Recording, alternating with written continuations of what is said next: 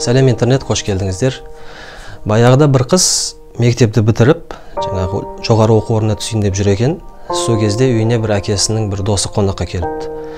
Жаңа әкесінің досы еврей кісі екен, жас үлкендеу бір еврей кісі екен. Сөйтіп бәрі отырып, шай ішіп, әңгімелесіп отырған кезде, жаңағы еврей кісі қыздан сұрапты.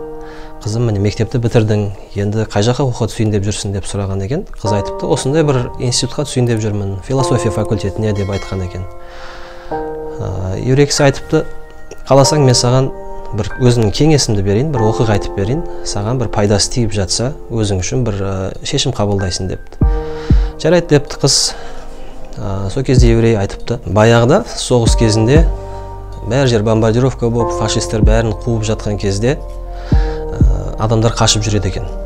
Сол кезде сол адамдардың ішінде бір кішкентай бала бар екен.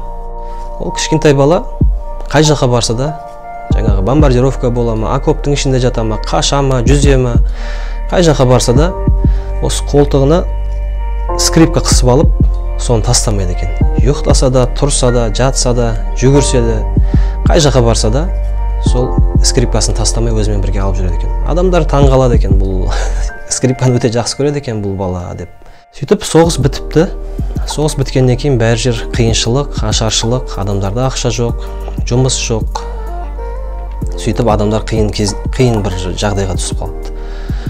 Сөйтіп жаңағы бір скрипкашы баланың да отбасы қиналып, жаңағы әке-шешесі ақша таба алмай, нан таба алмай, бір қиын кездерінде кепті да.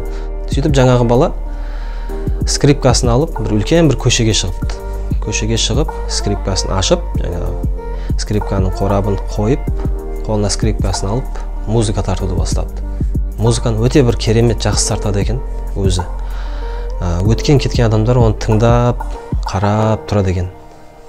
Оның соншалықты жақсы ойнайтынына таң қалып, адамдар қалтасында барын бір-екі тиын тастап кетеді екен.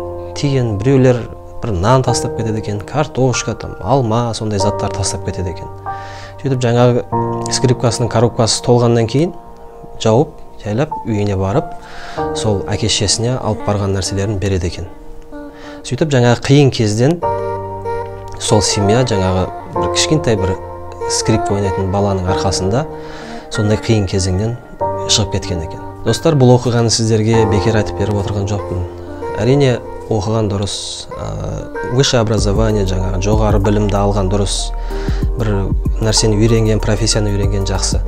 Бірақ мынау қазіргі заманда көріп отырсыздар, соғыс болмаса да, осындай бір пандемия себебімен көп адам жұмыстан босап жатыр.